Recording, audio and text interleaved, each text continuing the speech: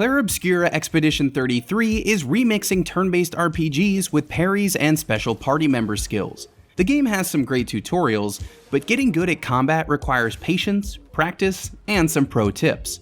This combat guide will give you a closer look at the fundamentals, plus a few specific strategies for particular party members to get your expedition started on the right foot. One of Clair Obscur's main selling points is the ability to dodge, parry, and jump during turn-based battles. You can do any of those against any attack, but results will vary, and they may even get you more hurt. Of the three, dodges are the easiest to pull off. They have a wider timing window, so getting them right is easier to learn. Pair them with the Dodger Pictos, and you'll even earn yourself a bonus AP every time you avoid an attack with a perfect dodge. Parries, on the other hand, require very specific timing. For all three of these, you'll need to learn enemy attack patterns and speeds, but for parries in particular, remember this: you need to press the button at the moment of impact. In many cases, it almost feels like you're pressing it too late, but anticipating and pressing early will just get you hurt. For every successful parry you do, you'll earn AP. If you stave off an entire combo aimed at you, you'll automatically counter for a big hit of your own. Should an enemy attack each party member in succession with a scattered attack, you'll still get a counter if the character who parries the final blow parried all their previous attacks. So other party members can get hit, but as long as the last targeted character parries all attacks aimed at them specifically, the counter will still go. Finally, we have jumps. This special dodge only applies when you see the jump icon flash before an attack. It's a clear signal, but if you try to jump away from any other attack without this mark, you'll get hit. Even if the enemy itself is jumping as part of the attack, or even if it's attacking the whole party, you should never jump unless you see that symbol flash. The good news is that every time you do, you can also hit back with a party-wide counter by pressing the right trigger while your party is still in midair. Every party member has their own skills, but they can all fire guns. The game will teach you about shooting enemy weak points, but there are also some gun-specific tricks you need to keep in mind. First and foremost, it's usually not worth it to empty your entire magazine into an enemy. The exception would be if you're facing a flying or floating enemy, because these will almost always dodge your standard melee attacks. This is important because each bullet costs you 1 point of AP. You can still end your turn with a regular attack or skill, but the latter only works if you've conserved enough AP. Like with most of these tips, there are more exceptions the further you get into the game. Later on, you can actually build a character around doing a ton of damage or multiple debuffs by shooting enemies more frequently, but in the early hours, think before you shoot. Now, there are times when it's worth firing your gun until it's empty, and the most common case is for enemy shields.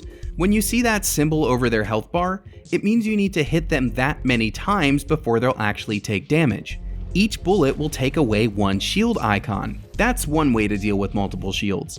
The other options are to use status effects or multi-hit skills. A burning enemy takes damage at the start of each round, and if they're shielded, the burn will tick off one shield icon instead of hurting them.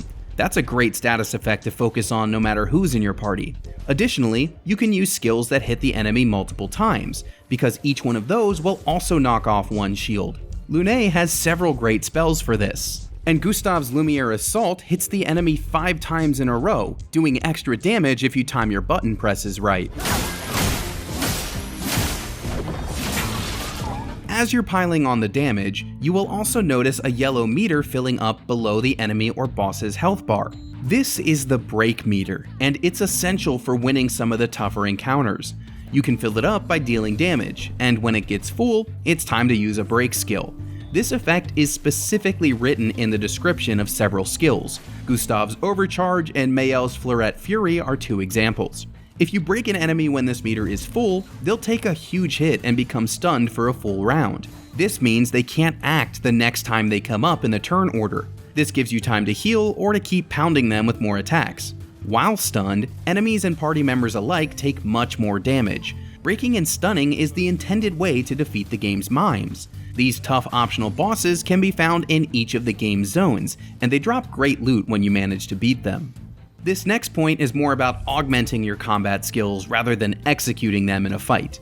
Pictos act like special pieces of equipment that both augment your stats, like increased health, attack power, or speed, and grant you a special benefit, like more AP generation, elemental attacks, and special gunfire.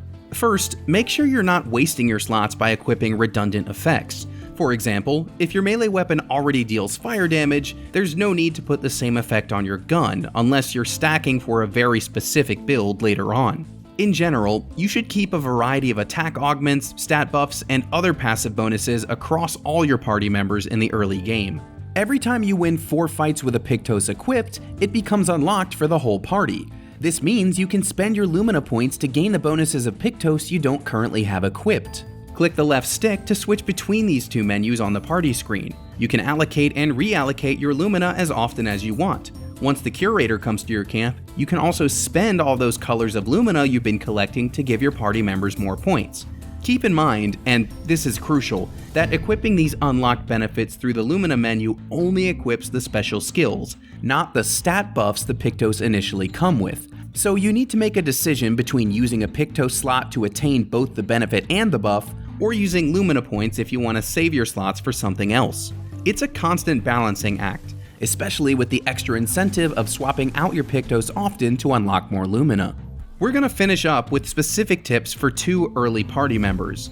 Lune is the first person who will join Gustav in Chapter 1, and her combat prowess can be harnessed for big damage if you know what you're doing. Lune's skills generate stains, but it's easy to miss how these work. You're not staining the enemy here. Instead, think of this as priming your own weapon with elemental energy. Each skill generates stains of a certain color, and they also consume stains of different colors to deal additional damage or gain extra effects. As an example, Ice Lance adds a blue stain, and Immolation consumes a blue stain to hit the enemy harder.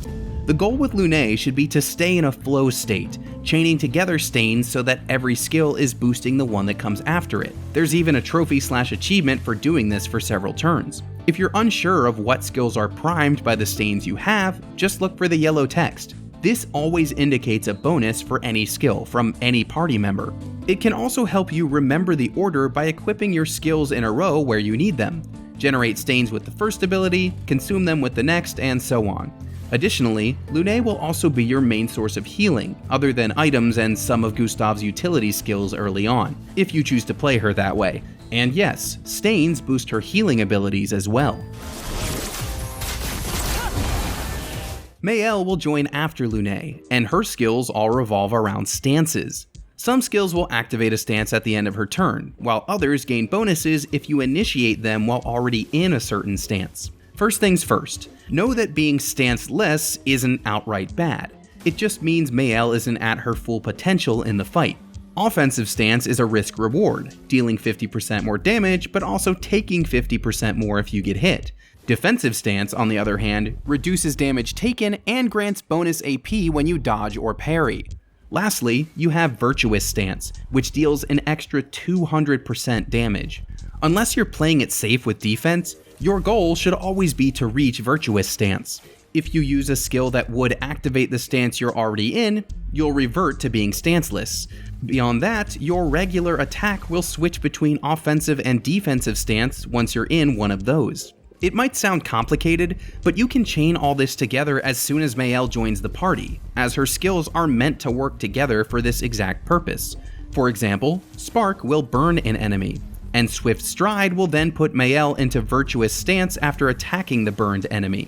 At that point, make sure your next move is a big one, because Virtuous Stance will go away after the next attack unless you use a skill that explicitly says otherwise. Find the pattern that works for you and repeat it, and remember that yellow text always points the way. And with that, you should have a good grasp on Clair Obscur's combat in the first act. There are more party members and bigger bosses as the game goes on, but these tips will help you find your footing as you explore the continent. For more tips and tricks inside and outside of combat, you're already in the right place. IGN.